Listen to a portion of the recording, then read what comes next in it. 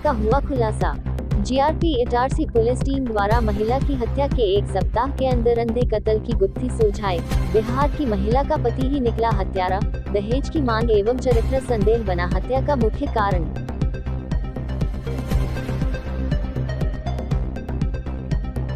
तारीख को 16 जून को एक बॉडी हम लोगों को जो है वो इटारसी थाना क्षेत्र अंतर्गत एक फलठाल करके रेलवे स्टेशन आता है, वहाँ पर मिली थी, जिसके अंदर बॉडी जो है वो 4 अलग अलग टुकड़ों में थी। उसका धड़ अलग था, दोनों हाथ अलग अलग थे और जो गला से लेके सिर का हिस्सा जो है वो अलग तरीके से पड़ा हुआ था। घटनास्थल को देखने के बाद में समझ में आ रहा था कि कुछ न कुछ जो है वो गलत तरीके से हुआ है और घटना जो है वो सिंपल मर्द की आत्महत्या की नहीं है। उसके बाद में उसको सबसे पहले मर्ग कायम करके और तफ्तीश स्टार्ट की गई, जिसके अंदर हम लोगों को जो क्लूज वहाँ पे मिले हुए थे उसके आधार पे जब जीआरपी पुलिस ने उसको इन्वेस्टिगेट किया, जो उसके साथ शराब का पौवा मिला था जो महाराष्ट्र का था, और साथ साथ में ये पता कराया गया कि कौन सी ट्रेन वहाँ से निकली हुई है। उस ट्रेन के आधार पे और सीसीटीवी फुटेजेस देखते देखते हम लोग भुसावल और भुसावल से पूजना सूरत तक पहुँचे और साथ साथ में जो महिला का एक पर्स था उसके ऊपर जो एड्रेस था उसके आधार पर बेगूसराय की भी हमारी टीमें गई। ऐसे 4 से 5 टीमें हमारी अलग अलग क्षेत्र में काम कर रही थी। उसी टाइम पे महिला की पहचान हुई कि वो रागिनी यादव नाम की महिला है, जो बेगूसराय के पास में एक शाहपुरा करके गाँव है, वहाँ के छोटे से कस्बे से बिलोंग करती है। और उसके बाद में फिर गुत्थी सुलझती चली गई। उसके बाद में फिर पता चला कि उसका जो पति था रूपेश यादव, उसके पास उससे उसका मतभेद चल रहा था।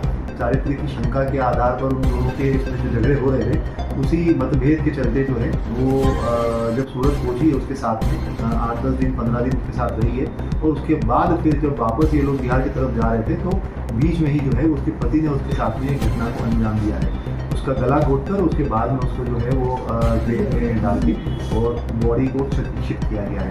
उसमें 302 का मामला, जो अभी 103 का मामला जो है नया BNS के अंतर्गत उसमें मामला पंजीबद्ध कर लिया गया है और आरोपी जो है रूपेश यादव उसकी भी गिरफ्तारी कर ली गई है।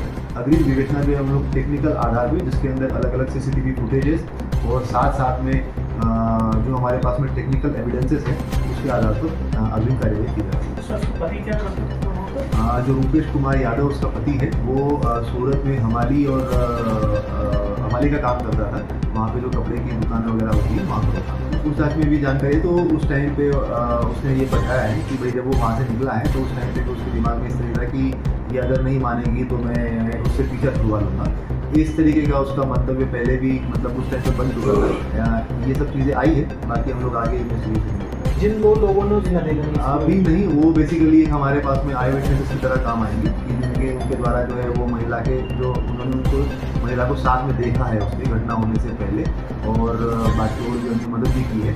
तो घटनाक्रम में क्योंकि उनका कोई इन्वॉल्वमेंट नहीं है, जो मर्डर का जो घटनाक्रम है उसके अंदर इन्वॉल्वमेंट नहीं है, तो उसमें तो वो आरोपी नहीं बनेंगे। मगर हाँ, वो हमारे टेक्निकल एविडेंसेस को जो है वो कोराबरेट करने के लिए हम लोग उनको विटनेसेस के रूप में यूज करते हैं। मैरिड कपल है? हाँ, मैरिड कपल था। लगभग 3 से 4 साल उसको शादी को और नहीं, पहले उसने जो है वो बेगूसराय में मतलब जहाँ से वो बिलोंग करता है वहाँ पर अपनी पत्नी को छोड़ दिया था। उसके बाद में वो आपस में जो पंचायत बैठती और बातचीत होती है उसके बाद में फिर ये व्यक्ति जो है सूरत आ गया था, मगर उसके परिवार वालों ने पीछे से उसकी महिला को जो है वो अपने उसके पति के पास लेके आ गए थे और उसके बाद वो 10-15 दिन वहाँ पर रही है और उसके बाद फिर ये घटना। ठीक है।